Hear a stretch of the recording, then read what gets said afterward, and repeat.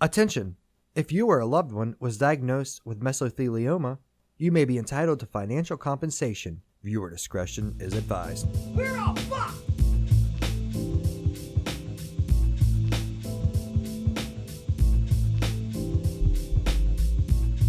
What's up, all you scamps and scallywags? My name's TJ McDevitt. And I'm the amazing Derek Parsons. And you're listening to Bad Table Manners. So, this coffee's good? Oh, yeah? How many cups you on right now? I think that's 4. I don't know. Stole some yours earlier. Oh, yeah. You're probably going to die. Can't wait. I'm drinking out of this WrestleMania big coffee mug that I bought from WWEshop.com. I think it's WWE Shop. I don't remember. But heck, it was $5. It was a clearance. So thank you. Hey, that ain't bad, man. So I got a question for you. When it comes to guitar playing, who do you think is the best guitar player?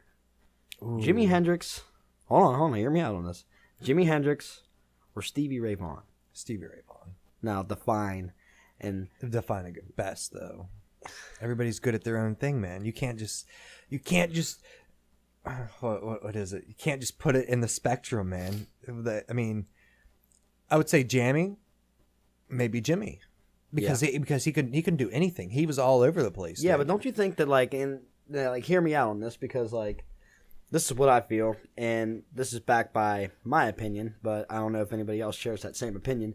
But I feel like, almost in a sense, that Stevie Ray Vaughan kind of derived his sound from Jimi Hendrix. And a lot of these players from that time era, in Stevie Ray Vaughan's time era, they all looked up to Jimmy as he was playing in the late 60s and shit, you know what I mean? Like even weird guitar playing, man, Steve Vai's absolutely incredible. Steve Vai? Yeah. That dude, he's incredible. Yeah. Like dark core, that song's See, are we talking amazing. about Steve Vai, or are we talking about Stevie Ray Vaughan? We're talking about both. I'm just saying, it's all over the place. You can't just define that. Give or take, look at Led Zeppelin. It's the greatest guitar playing, blah, blah, blah. Just the like people. Jimmy Page, yeah. Well, yeah. Well, everybody's got their preference when it comes to that's things what like I'm saying. that, yeah. But, at the same time, it's not so much you can't put it in there. Everybody is so different, and that's what I love about guitar. Oh, yeah. You can make somebody's heart feel a certain way just by playing some strings. To them, you're so good, you're incredible. Oh, that's what I'm saying. Because it's that mood that they're feeling. Oh, yeah, and what's exactly. coming out when they wrote that song. Just put it right all into a guitar chord, man. You know? It's just like. And I say this a lot, and I absolutely mean it. There are so many people that I know that can blow any of us out of the water, and man, you've never even heard their name. I call them closet musicians. They sit in their bedroom, all they do is play guitar, but they won't ever play out. They won't ever join a band. I call them closet musicians. Yeah, it's like my buddy Nick, man. He lives down in Florida, and I've known him since he was about maybe 15 years old. And the kid's phenomenal, man. But it's he does these open mic nights and things like that, every now and again. He lives down in Davie, Florida, which is right outside of Miami. You know what I mean? It's a 45-minute drive. And this dude is phenomenal. And I honestly think he's better than me, you know what I mean? And I've had a lot of time invested, and he hasn't been playing that long, you know what I mean? I'd probably say about, I don't know, maybe 6 or 7 years, give or take, you know what I mean? But this dude, he's never been in a band or anything like that, but he just, the way he jams, man, it's wow, dude. He's more intricate, and he's more technical with things. You know what I mean? He's really good at chord progressions and stuff. Exactly. Good. Yeah. See, with me, where I'm all over the place, I'm sloppy, kind of like Hendrix. You know what I mean? That's where Does I got he play that acoustic at all? Oh yeah. Oh, is he one of them nylon classical guitar? He uses all his fingers. I can't do that shit. No. But he can finger pick though. But he's not like a classical kind of guy. He plays acoustic, and then he plays electric. You know what I mean? But he's in all classics. You know what I mean?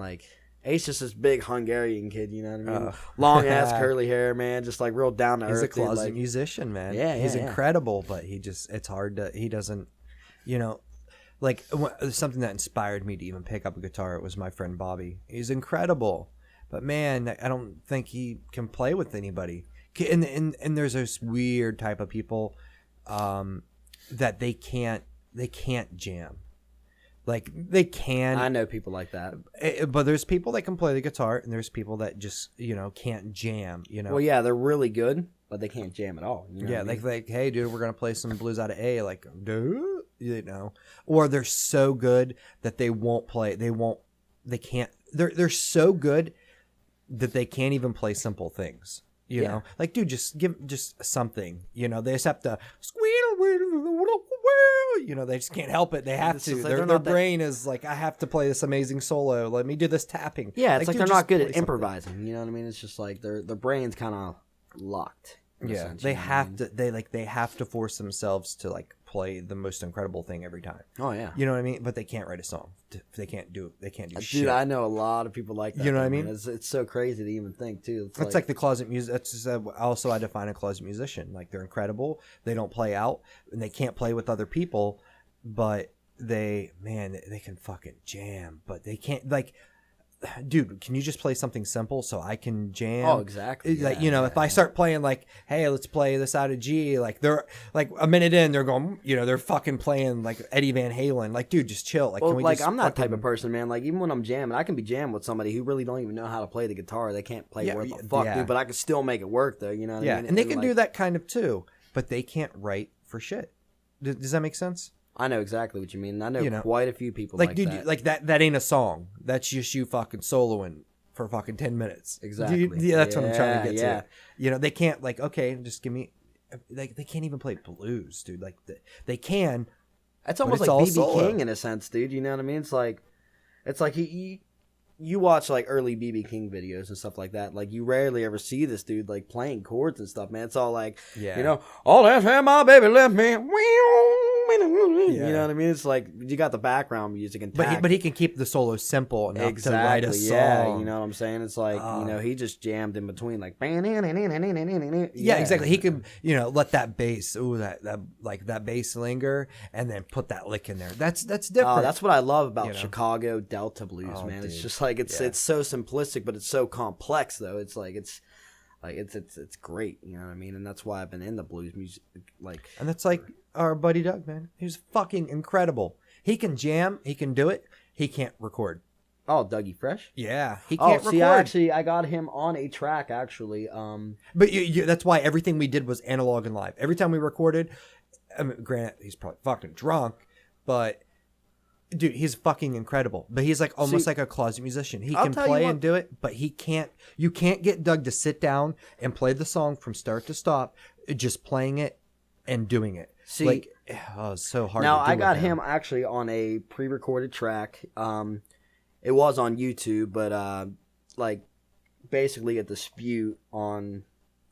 Like a dispute happened against me and the person whose YouTube account it was. Like my song was on their YouTube account and like they ended up taking it down. Luckily, I have the audio recorded. That's all. You know what I mean? Dude. So it's still there. I still have it. Like I said, but it's just not on the internet right now. If it's deleted, then it's your content, because as long as it's not on, it is what it is. See, but what's weird is though, it's like this video, it got deleted, but I liked the video through my YouTube channel, and I'm still able to go there and listen to it. Like it'll still come up, it still pops up, and I'm still able to listen to it. If that makes sense, it's weird.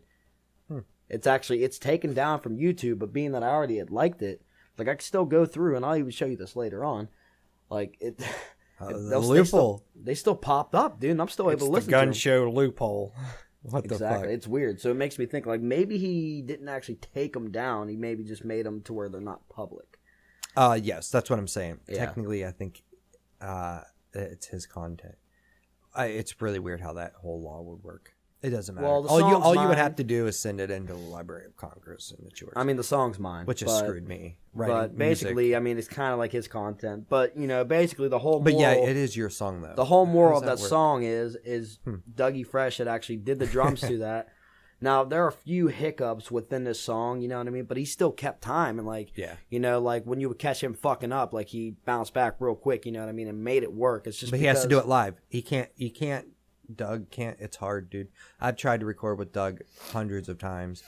And, Like, he just doesn't know the song. He just shows up and jams. Like, he can. If I'm playing with him, he can keep up. But he just doesn't know the structure of the songs, too. He's like a fucking closet musician. He's incredible. He could all over them fucking drums. Oh, he's like, really dude, good, sit man. down and just play me. Like, he's so intricate with it, too. You know what I mean? It's really within good. 10 seconds, he goes from like a cool little easy beat to like all over the place because he's that good, you know? See, I'll tell you who another great drummer is, though, and that's Swank. Swank is an incredible drummer, man. And I love jamming with him, dude. He's so good. Like, them rolls, man, like, you could take a warped piece of filler in a song that's all jacked up, and he's able to do a roll in between that. Dude, he's like that good. Like, you can hear something like bing don't bing, and like he's able to like. He loves them fucking triplet on them toms and shit. Dude, I'm so glad he spent so much time like.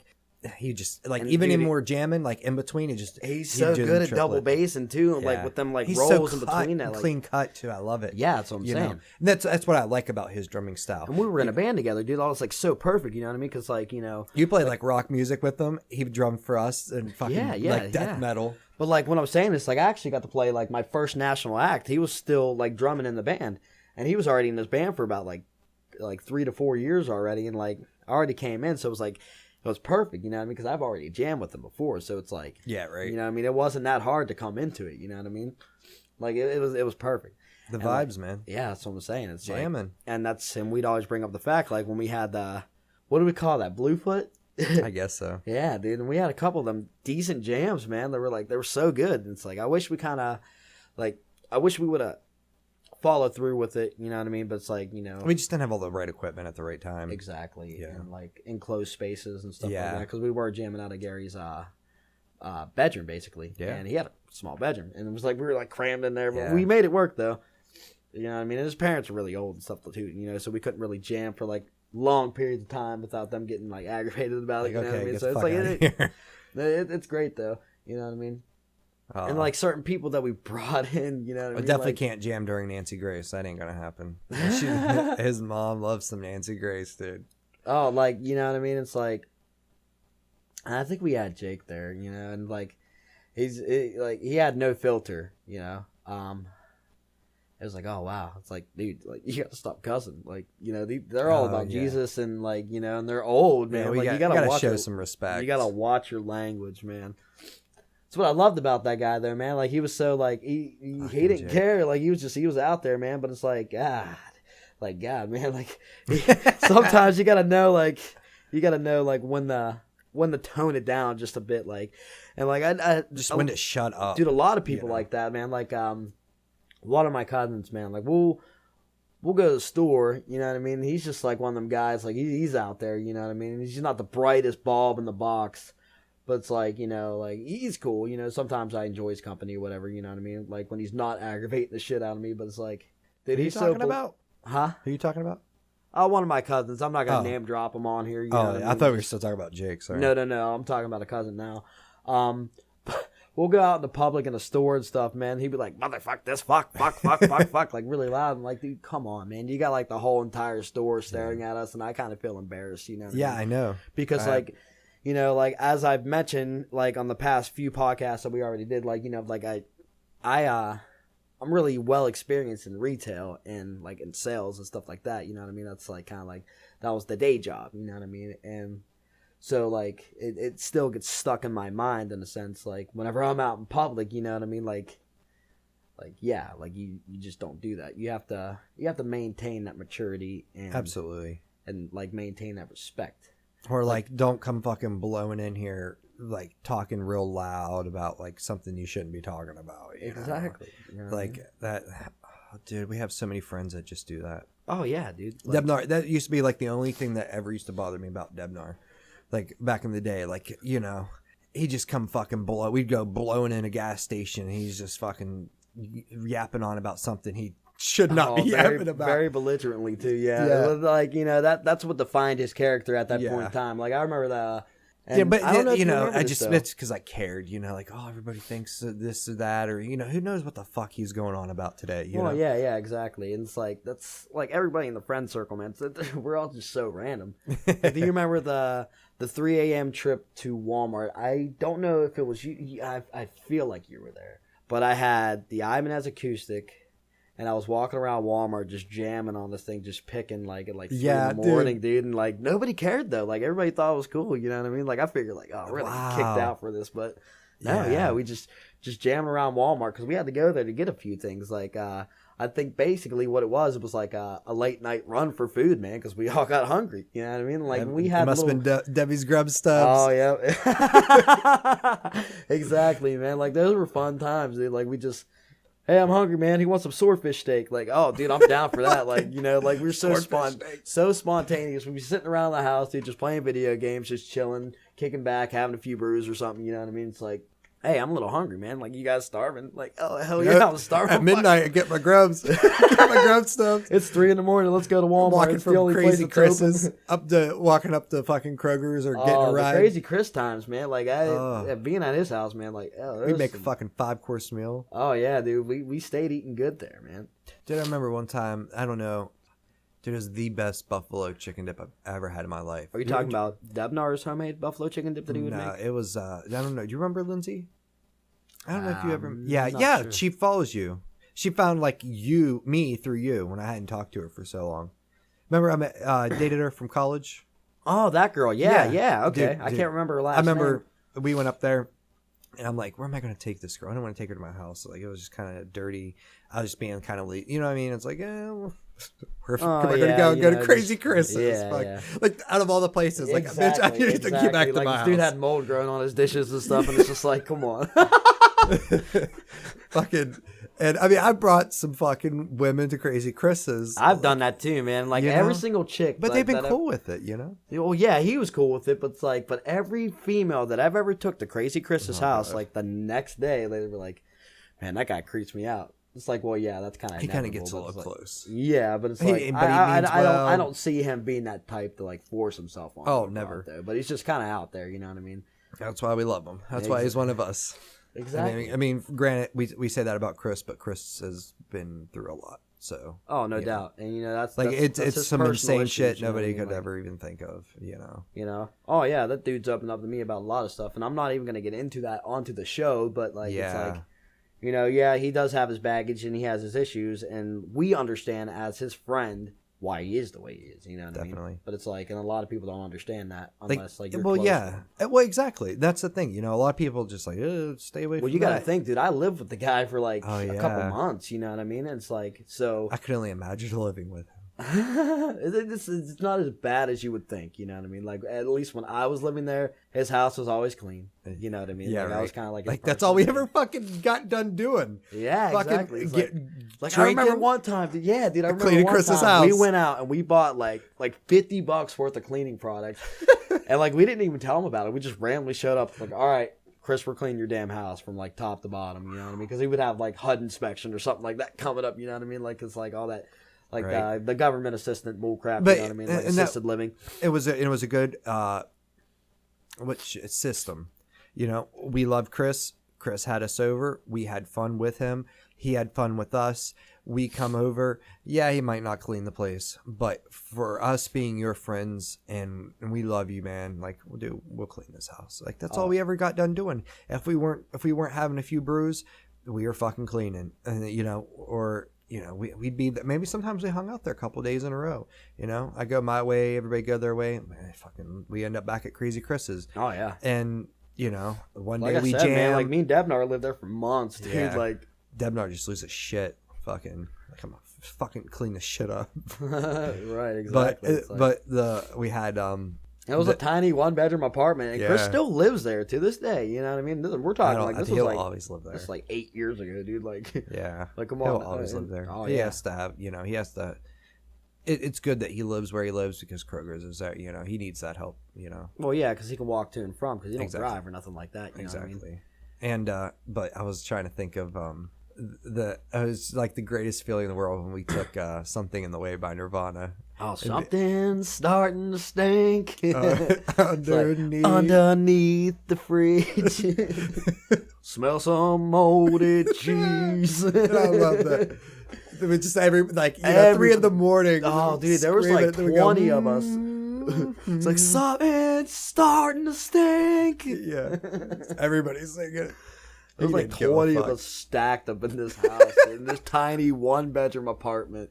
Just belting out, something's starting to stink. And the neighbors had to hate us because, man, we'd be chain smoking outside. Oh, yeah, but you got to think, though, man. Like, we had Stanley living right above us, man. Yeah. He didn't give a shit what the fuck we were doing. Sometimes he'd come down and bullshit. Like, hey, you guys making more noise than me, so fuck off. Whatever. As long as they ain't coming to my house, I don't give a fuck. Exactly. Oh, man, dude. They must have fucking hated us there, man, because we, that was for a long time, man. Like before I even got my place, that was like the designated party house in a sense. It was. You know what I mean, we had a lot of crazy ass parties there. My house is just so stacked full of just shit. We moved from that house to that 3-bedroom apartment. We only expected to be up in that apartment for like a year. We ended up living there for like 7.5 years. Which is really insane? Yeah, we that's why that room, the one room, was just full of like boxes and stuff. It was kind of like a storage room. Yeah, I mean, we didn't expect to be there. And then 7.5 years passed, and damn. Then we found an undisclosed house in an undisclosed location. That's right. You heard right. $400 a month is what rent we paid, and it's fucking amazing. Oh yeah, I still can't beat that. I mean, they just raised the rent, but I don't even care. They could probably raise it another 100, and it still can't beat the deal. I mean, like with the economy the way it is too, man, in a sense, it's understandable. You know what I mean? Right. But I want to have something nicer, but that involves time and searching, and I'm fucking lazy. So. I mean, it happens, man. But hey, maybe if this podcast takes off, we get a bunch more like sponsors. Yeah, right. And that'd be great. What's that word you said? Like patrons? What's that Patreon. Word? Yeah, Patreon. We're probably gonna want to do that. So for people who really like it, you can back us, and and we'll do content with you. I love video games. I love wrestling. Dude, you back us, and we'll play games all day. I don't even care when I have free time. We'll make a system. You can probably be $1 backer, $5 backer is $20. We'll create original content with you, and we'll figure that out later. But we definitely want to create that and get that going so people can help support us, and we want to keep this going. This is invested in our own money. This shit ain't handed to us. This was money invested for hard work. And things like this take time. Yeah, so hopefully eventually this will take off, and I feel confident enough that it will take off. You know what I mean? If we get it on all the right platforms, I feel like people are gonna dig on this idea. Come hang out with us. That's the point. Come hang out, listen. All we do is bullshit. That's the whole thing. We welcome all walks of life onto the show. Nobody's a stranger. I mean, of course, unless you're some thieving junkie or something like that, then no, we don't want you on the show because we don't want to have to worry about some mic stands coming up missing out of the fucking studio. Yeah. Dude, these mic stands aren't even that good. I mean, they're heavy. That's why I like them. But dude, that was like fucking $40 a piece. I could have went on eBay and found them for like 10 or bought 2 for 15, but they're just gonna be trash. Hey, impulse shopping, man. That's the best way to do it. I'm an impulse buyer. We needed them. You know what I mean? I can't tell you how many times I'm like, fuck it, don't care where it went. I'll just buy another one. Sometimes I say that and then I never do it, but I'll never go get that thing again. But I'm such an impulse buyer. But I must say I got a pretty good deal on both these microphones. Oh, without a doubt. I think so. The MXL, man. Yeah. Yeah. We're using MXL 990s, the condenser microphones. They're beautiful, but I just bought 2 used one.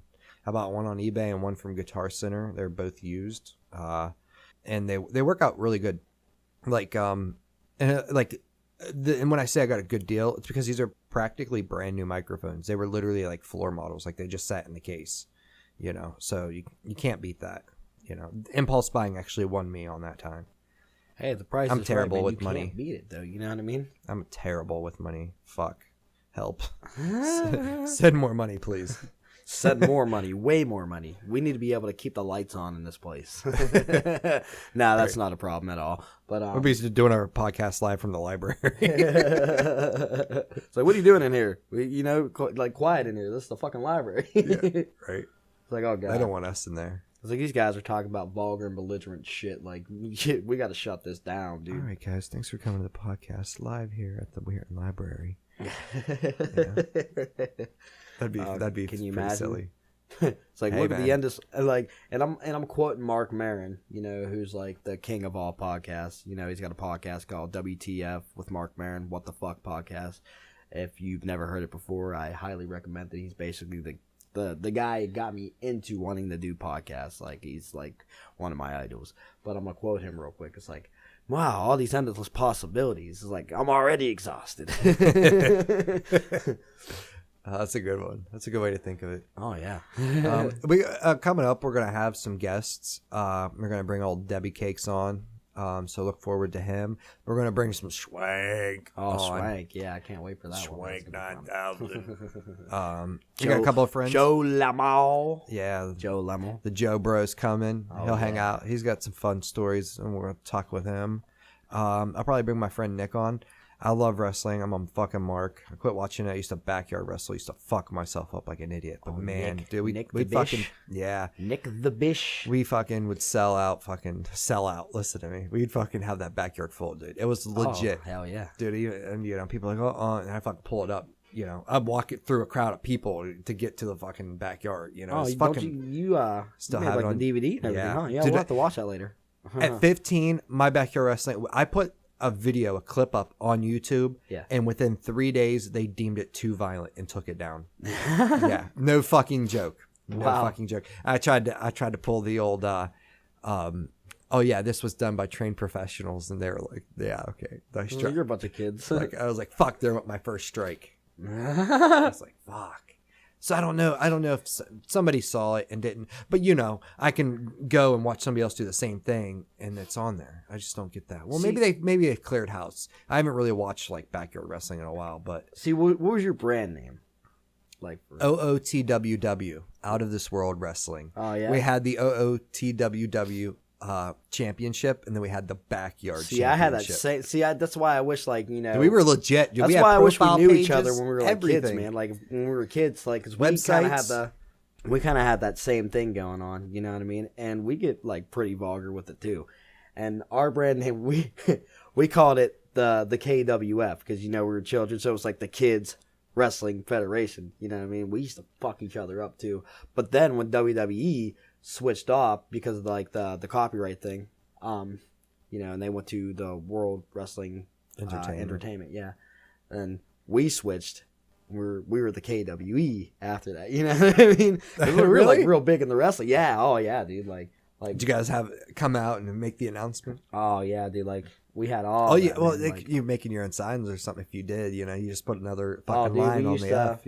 We used to have our own entrance themes and everything like that. We had our our characters. We had our belts and stuff. You know what I mean? Like I was like the lightweight championship. Like you know what I mean? Robbie wrestles. Oh yeah. I went watch. That's right. Black Diamond Universe, right? Isn't that what it's called? Black Diamond Wrestling. Oh yeah. Oh, dude, he makes me so proud. I know, watching him work, man. Like he's master at his craft too. Yeah, I mean, you can tell that he loves it. He loves it. Oh and, yeah, 100%, if one of us was going to do it, there would only been like 3 of us that would have made it. And I'm glad that he's doing what he loves. He's probably not making shit. If anything, but man, there's just that music hits and you walk out there and you're just selling whatever you're selling. Oh, I love it. Dude, he has the potential to go pro though. Oh, because he's semi-pro right now. But like. I wish there was a way where, like we can reach out to Vince McMahon himself or like even Triple H, who like does most of like the business side of it now. You know what I mean? Actually, yeah. He's like the head honcho. Well, Vince, who's opening the XFL back up. Did you know about that? Yeah. I mean, it's full coming out like in 2020. I think it was, or 2019. Dude, I cannot wait, man. I'm like actually really excited. I used to watch that when it first like when they launched it, man, but it didn't do good with ratings and stuff. It was like they just mixed too much wrestling with that. Like, it was too much of a shit show. They just needed some fucking football. Oh, exactly. Now in this day and age, I think he's going to do great with it because if it's in HD, you're good to go. Oh yeah. Like the NFL is starting to come out. They're really starting to push that. It's when DVD started coming out. High definition. Like this shit's fucking great. Right. I mean, it was still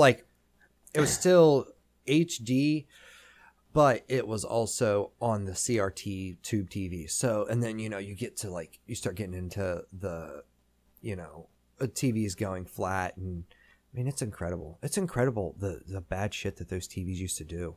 the radiation. Oh yeah. Oh man, I know about that shit, but I can only imagine what damage my brain has taken from sitting in front of one of them CRT computer screens. That big fat 17-inch. Oh yeah, yeah. I know mine was like 20. I don't know. It was a huge thing. Do you remember that big old white screen I had? Yep. I sat in front of that sometimes 10 hours a day, like locked in. Right. I was a kid. I had plenty of time to play games. I love. Oh yeah, games, you know what I mean. And the cool thing, being the fact that like you spend a lot of time on computers, but you also actually have a degree in IT. You know what I mean? So give it to me, I'll fix it. It's just it's like a good how would I say that? It's a good. Bad habit. It's a good trade. You know what I mean? It is. It's a definitely day good and trade. age. You know what I mean? Oh, exactly. Because there's a high demand. Well, technology rising. It just came natural though. I got pretty lucky. Oh, exactly. What'd you do? Like 2 years of schooling? Yeah, but I didn't. That was just to have a degree. I learned most of that. Almost everything I learned was self-taught. Like I went in there and slacked big time, and still, Well, yeah, because to get a good job in that field, you have to have a degree. Well, I mean, you do. You can. What I wish I would have done is not done that. I really wish I would have just went and just got certifications. I could really save myself some money. I hate debt, and I feel like it's a burden. I hate paying fucking school loans. They're fucking expensive. And then I have a kid now, so I kind of chose not to do that work. So what is it like? You got what, a bachelor's degree in IT? No, I got the associates in network. Bachelor's what, 4 years, right? Yeah. Okay, yeah. I mean, I can go and get it actually in like a month or a month and a half, a year and a half, and probably take it and get my bachelor's. Oh, no doubt. I don't care. Like ask me the questions, I'll show you what I'm worth, and then hire me or don't. Well, yeah, that's the thing. Like enough. You have your associates. That's why I went. Enough. You know what I mean. So in an interview, and you're I like to think of you as you're a proper clean cut guy. You know what I mean. And I think you have the potential, especially in an interview. You know what I mean. You got away with words, stuff like that. I know, but I just lock up. I can tell you everything about it, but when they're looking for that one answer, I choke up. Right. I'm like, what do you call it? I don't know. I know how to do it. Just let me do it. Just right, pay me and I'll do it. Yeah, exactly. I might, I pull it up right now. I'll show you. You know what I mean? Yeah, right. That's the best way to sell that. If he was ever going to another IT job or anything like that. You know what I mean? That's true. You did troubleshoot for a while. You know what I mean? Oh yeah, I worked from home for 3 years doing that too. Troubleshooting networks. Comcast. Do you have any crazy ass stories of talking to customers and stuff like that? That'll be for another day. My God, I could go on forever about that. I'm a master of my craft. All I'm gonna say and get it over with is everybody fucking hates Comcast, so everybody fucking hates you. But man, 10 minutes in, they love me.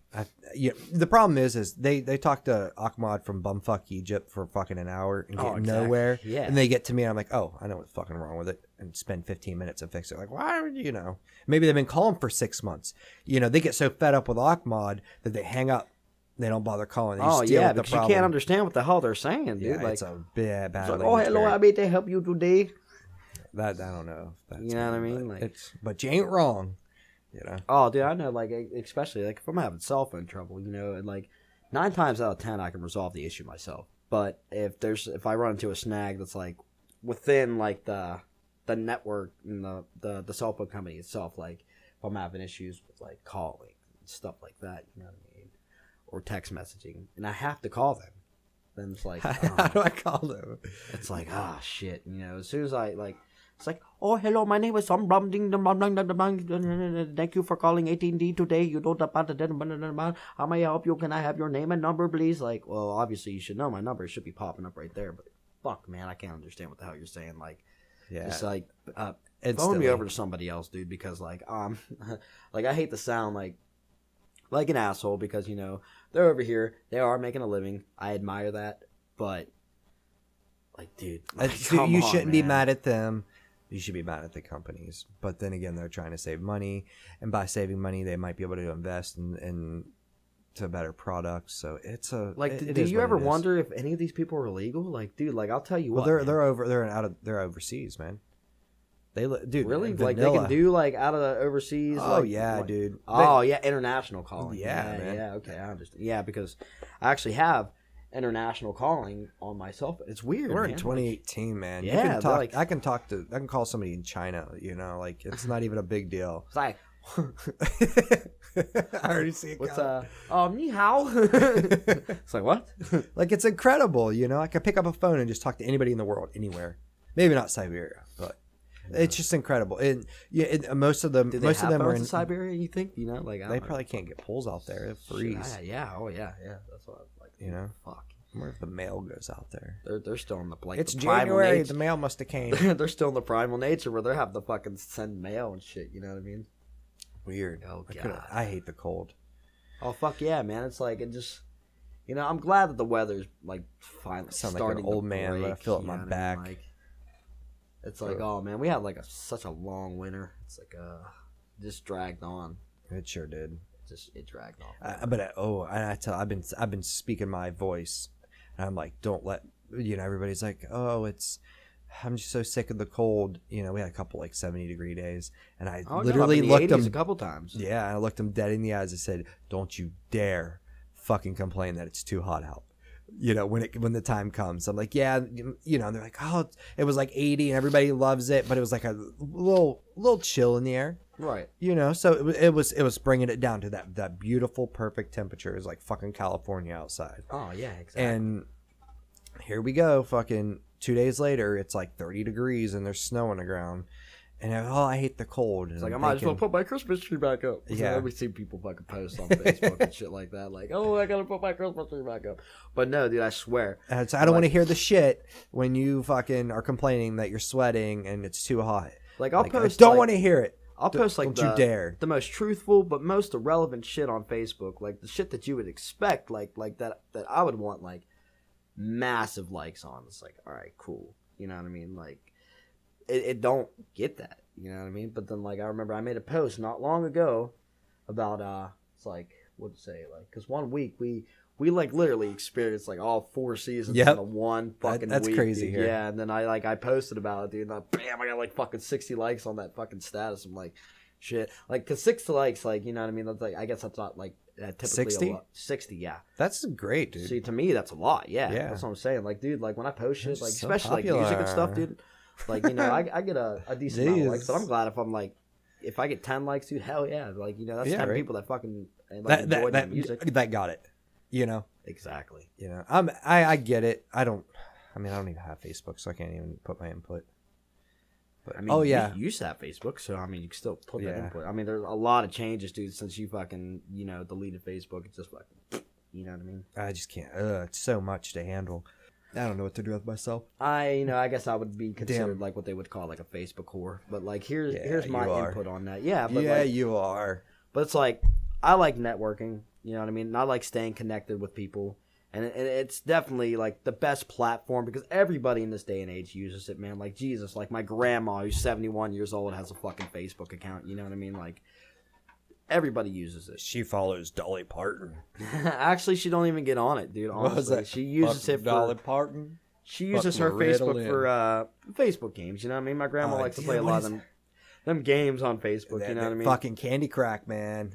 Candy Crush, fucking like they have like a pool game on there and shit. Like I remember she used. I'm addicted to video games too. Pogo. You remember that website Pogo? It was like game website. It's the war on grandmas. That's what it is. Grandma ain't making fucking cookies anymore and trying to have you come over. She's too busy fucking following Dolly Parton and fucking playing video games. Dude, check this out. And all the casino fucking games on them tablets and stuff. Dude, I've gone into so many houses and to fix computers. And we're talking 60, 50 years old. Yeah. Husband isn't even talking to the wife. Like, I'm literally in the middle of their house fixing a computer. And he's just being kind of rude. Like, and it happened all over Pittsburgh when I was fixing computers up there. I go to their houses, mansion. I mean, granted, different neighborhoods, so I can't really like judge that. And dude, most of them women did not leave that tablet. They love their fucking tablets and they're playing their damn games. Like, face down, I'd be there for 4 or 5 hours doing work or something. That's how these fucking kids are nowadays too, man. Yeah. Like, I'll tell you what, like, okay, like me and Skip's been rooming together for the past few months. You know what I mean? So like I'm around his kids like all the time, and they had just acquired tablets like like a month or so ago or whatever, like however long you want to consider that. I have a weird perception of time, so it's like I often like think like it's weird to explain. We'll have to get into that to some other time. But it's like I remember one time, man, like one of the kids were crying. And I was out in the living room, just watching TV, and I walked in, and like this is a good example, and it's not just them, you know what I mean? Like I'm not like excluding them. Like this is all kids. Because they're so heavy on them tablets, man. It's like, okay, well, one of the kids were crying. I went in to go check on them. You know what I mean? Like, see what's wrong. Maybe they had a nightmare or something like that. Like I have to check on them. It's to see, like, it was like a blood curdling cry. You know what I mean? So, and it woke the other child up. The first thing they did out of a dead sleep was try to grab their tablet. And I'm like, it's just bad. half asleep. Yeah, dude. What? Like went to go grab that tablet just to get on it, and I'm like, nope. It's bedtime, dear. It's bedtime. Like you got school in the morning. You know what I mean? Like you can't be on this. You know what I mean? Like the fizzy toy show can wait. Yeah. McKinley loves that. My daughter, she loves it.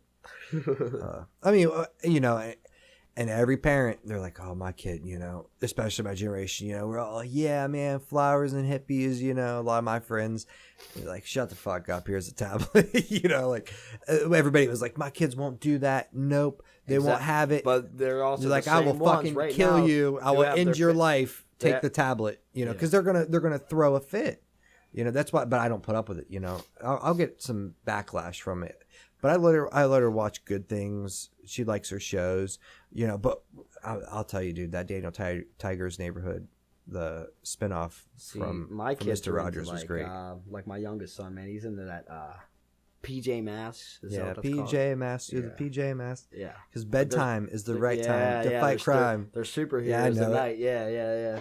We watch it together. Fuck what you know, dude. I was like, and that's what my son's into. And it's like now my daughter, my oldest daughter, she'll be 2, actually really really soon, coming up here, very very very soon. She's into like Frozen, and her favorite movie, and it's so hilarious too, because like a while back, like she was just getting into that movie Moana. Yeah. And, like real into that, like, and she knows, like, as soon as it comes on, like as soon as that like first opening credit, like in that little piece of music comes on, and she's a chubby little thing too, man. Like, and it's so funny because she's kind of like bow-legged, you know what I mean? It's just like kind of the way like when she was born, she was just kind of born bow-legged.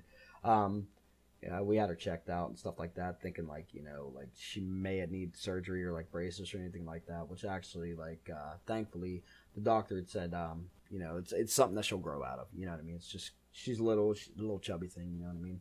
But it's so hilarious, dude, because like she'll be in another room and like I'll put that movie on, like she knows that's basically when it's time to go to bed. Put Moana on for her. And bam, dude, she takes off running, dude. Boom, boom, boom, boom, boom. And she stands right up in front of that TV, and she'll point. Then she'll look at me with this big-ass smile on her face. She's like, oh. Because she's like... Kelly really likes that movie. It's good. I mean, but after watching it, like, 30 times a day, man, it's just like... I could watch Trolls 30 times. It's exhausting. See, but that's her thing. You know what I mean? And then, like, I have. my son, my youngest son, it's like, Dad, can I play games on your phone? Yeah, here. You know what I mean? Like, if I'm around him, like, you'll barely see me post on Facebook. You know what I mean? It's because the little guy always has I try to remove it from the situation as much as possible. But his way of playing games on the phone, though, and it's really funny.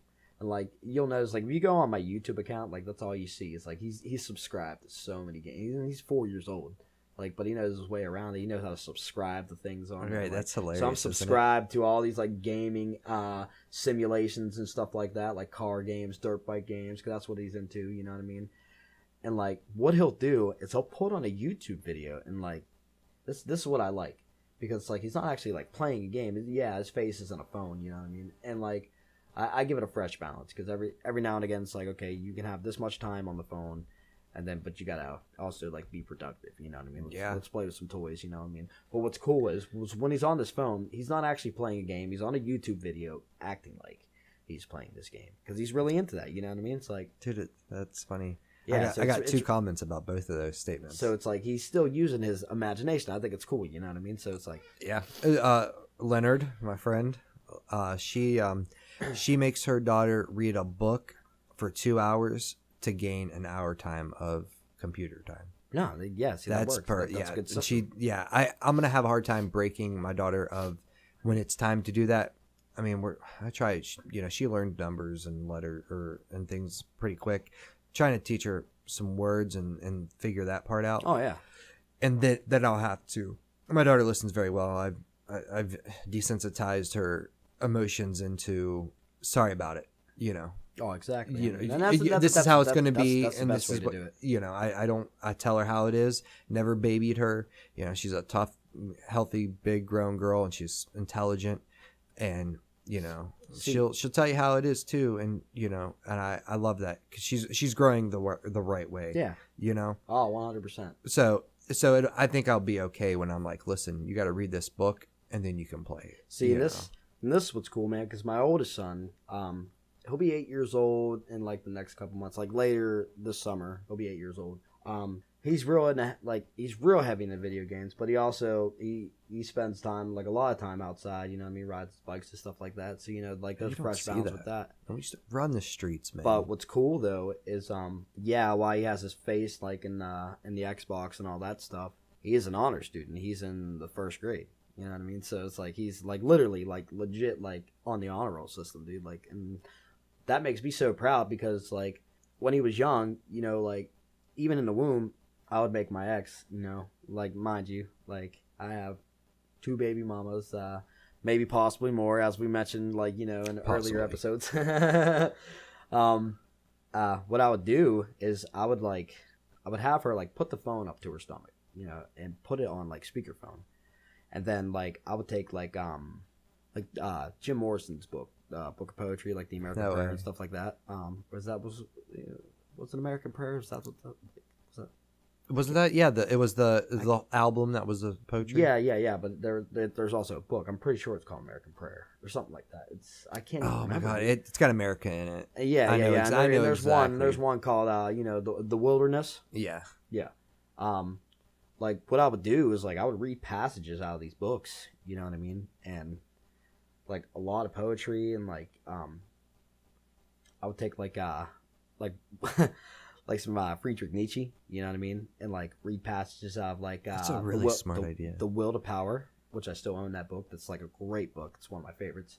And then like I would take stuff like Aldous Huxley, like The Doors of Perception, Heaven and Hell, and stuff like that. And like, dude, I would just read these like while he's in the womb and stuff. And then I would take like headphones, you know what I mean, and like put on some really like killer music, like from metal to like everything like the Doors and the Beatles.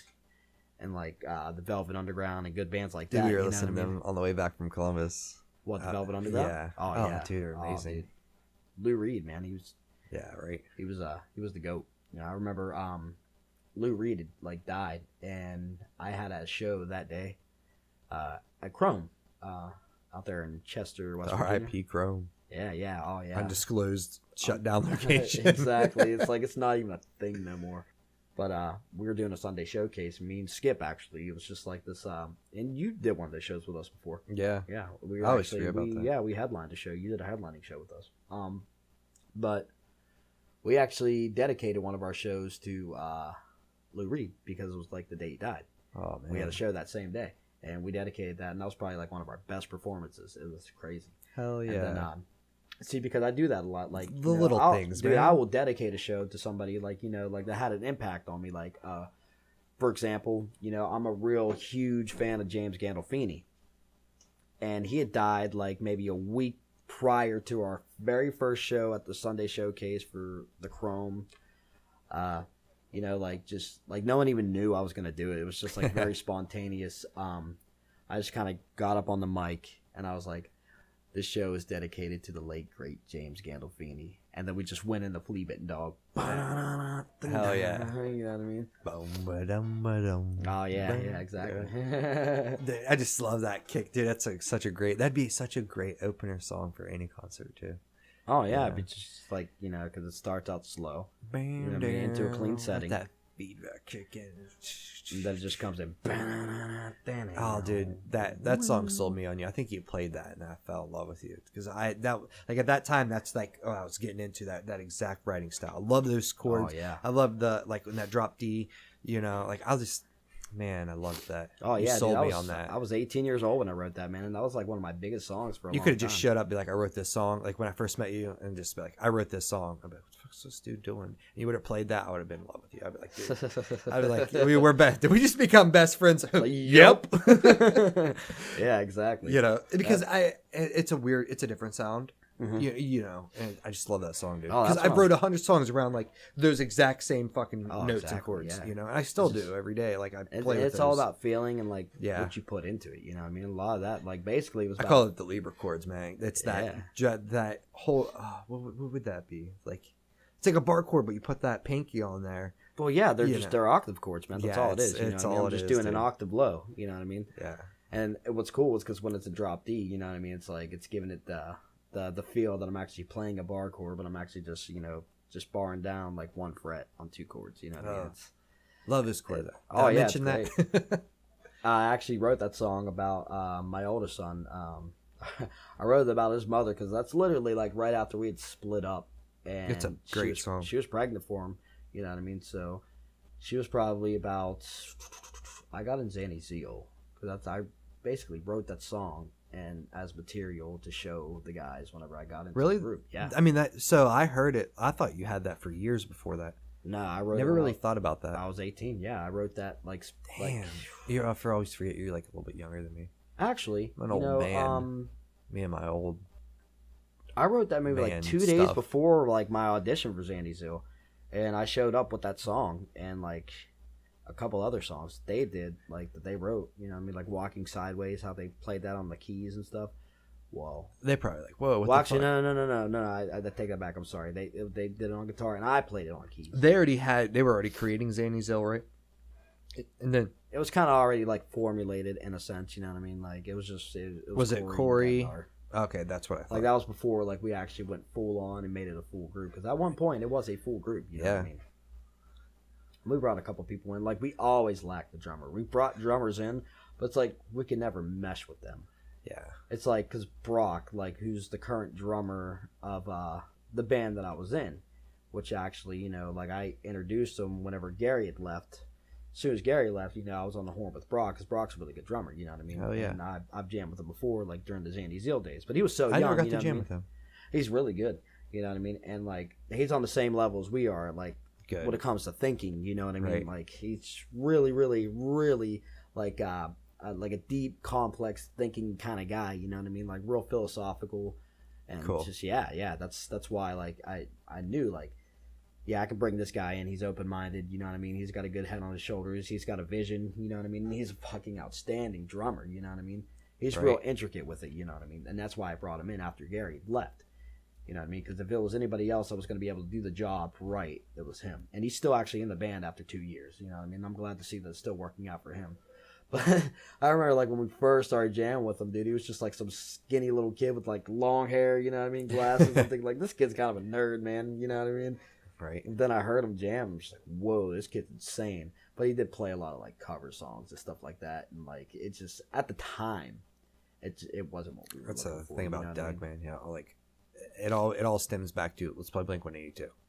mean? Just because he loves Travis Barker, and he can keep up and play like exactly what he does when he's fucking Travis Barker is incredible.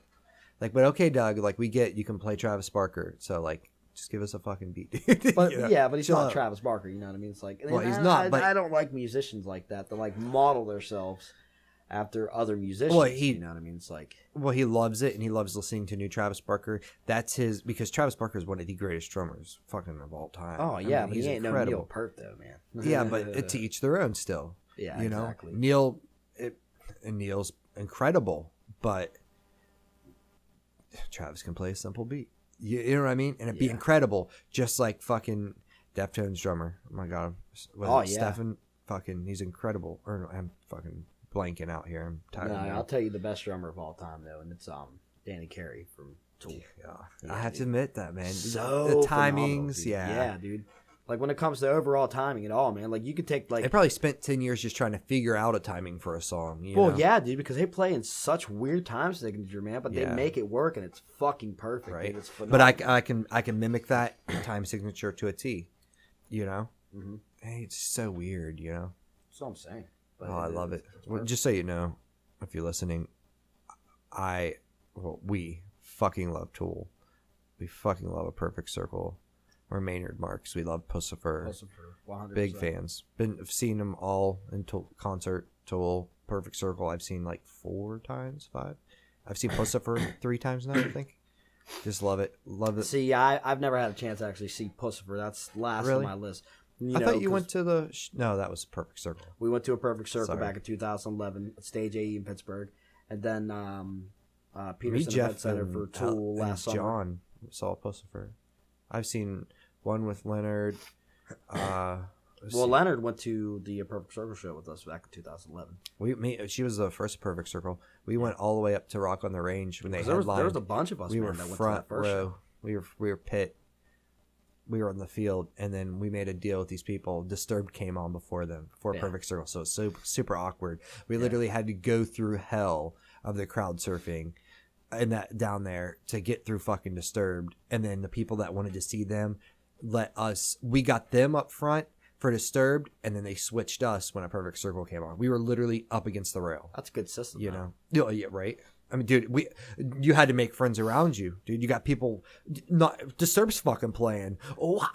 Here, fucking, Yeah, here come the wave of bodies Oh yeah, crushing dude, your skull. dude. I've seen Disturbed quite Like, a few you times know, at concert, man. So Like, they like get all you pretty- could be like, oh, come on, motherfuckers! Like, oh, there go 20 more people up they'll in get the pretty, air. They get pretty vicious, man. And I'll tell you what. What's cool about Dude, Disturbed is I they got got my that ass song. kicked in so many. But Disturbed was the first band I ever fucking. I don't See, really Disturbed, even like you know, them, they but got it's the- the first band I ever crowd surfed at. See, they got that song. It's called 10,000 Fists, and I did I've seen them, and they performed 10,000 Fists, and they got that one line. It's like, you will remember the night you were struck by the sight of 10,000 fists in the air. And dude, there was literally more than 10,000 people at this show, man. It's just and, Wow. everybody put their fists in the air for the song. I'm like, that is an amazing sight, dude. Like, it's cool. Yeah, I'm just talking about the excuse me here, the crowd surfers, man. We got trampled. Oh, dude, I've crowd surfed. And they're I've done playing all for that, like an man. hour, but it just never stopped. Oh yeah. You know, I mean, this music's been going on all day. These people are drunk. Girls just trash. Like somebody goes, "Get her up!" Boop. This girl's like, "Yeah," just roll. Then here goes fucking 200-pound fucking Billy. Just rolling over people. People get dropped on their neck. Yeah, man. I like shows like that, but then I also It has to be metal though. Yeah. Like last summer, man. I went and seen Clutch and Primus up there at Fuck Stage you. 8. Yeah. dude, and I have Clutch was that unpopular opinions about some of because that. it was my dad's birthday, and he's the one that showed me Clutch, and he knows Primus, but he's not as in the Primus as much as I am in the Primus, because I love Les Claypool. Dude, he's phenomenal. One of the best bass players. Let's marry him. Maybe I will. The guy likes the fish, so The fish. he loves the fish, dude. He's like an avid fisher. Oh, Yeah, hell yeah! I'll to go fucking fishing with him. I fucking love fishing. Yeah, that's what I'm saying, dude. All right, I like him even more. All right. That's what I'm saying. It's Les Claypool, man. This guy's a the fucking goat, badass. dude.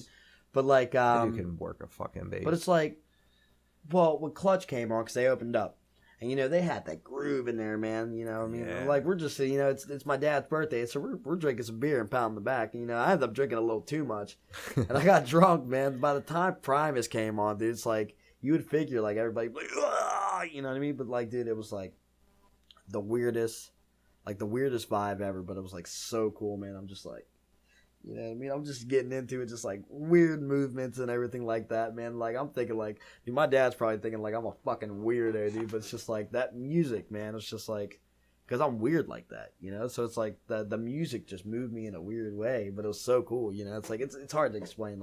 It's one of those things you had to be there to understand exactly what I'm trying to pitch to you, you know. What I mean? Yeah, And the next time Primus does come around here, or even Clutch, dude, and they play around here often. Well, Clutch does. The Primus, that was probably the first show they did in a long time, man. And if they ever play around here again, man, I highly recommend it. Their shows are phenomenal, dude. Yeah, you're gonna say that we're gonna go to it? We're gonna go to. Well, Promise, good. Yeah. Speaking of gonna go, segue. We're about to wrap this up. That's all the time we have for this episode. But I would like to thank you guys for tuning in.